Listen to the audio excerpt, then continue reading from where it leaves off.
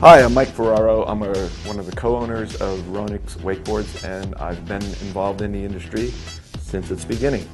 So, I'm going to talk to you today about the Krush Wakeboard. This is an exciting board in our line because I feel what we have is we have a versatile board that can take you to a podium at a Pro Tour stop or your first deep water start. And what we've done is we've tried to design a board that gives you a lot of stability, low drag, and it's also got a unique feature where it allows you on your toe side edge to stand more naturally, more comfortably. Hi, I'm Luke Johnson. I've been selling wakeboards in a pro shop for the last 4.5 years, and I've been riding them for twice as long. A rider of any level can just feel at home on the board. The board behaves the way you expect it to in every way. It's consistent, it's forgiving, it gives you what you need when you need it. The heel side edge, you have a nice floaty pop. It feels like it sits high in the water, really lifts you up when you leave the wake, and doesn't want to hang you up at all. The fin releases right when it needs to, and it hangs on for as long as it needs to. The toe side edge gives you all the stability you need.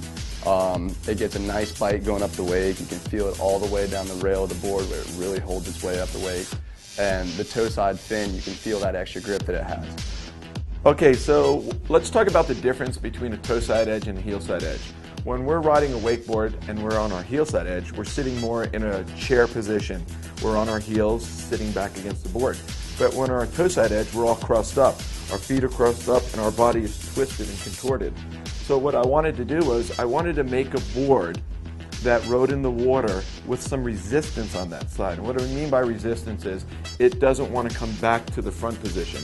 Once you put it there, it's going to hold a little bit better for you. So what we did was we played with the top edge of the board, and then we played with fins. And what we do is we have a longer fin, we have a deeper fin, we have it closer to the side of the board, and then we have a more relieved top edge. And what that does is it just keeps the board a lot truer and longer through the top of the wake.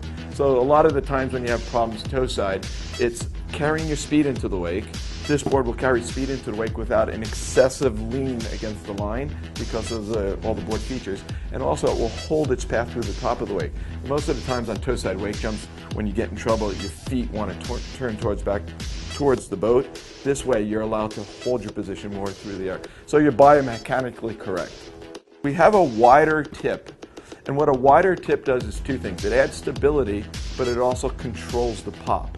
It's such a solid platform off the wake. You can feel that extra width in the tips. As soon as you leave the wake, you get a real hard push off of it. Another thing is when you land, you're not landing in a deep hole. It lands and keeps going on the water. So even with the clean bottom, you still get one of the softest landing boards that I've ever ridden.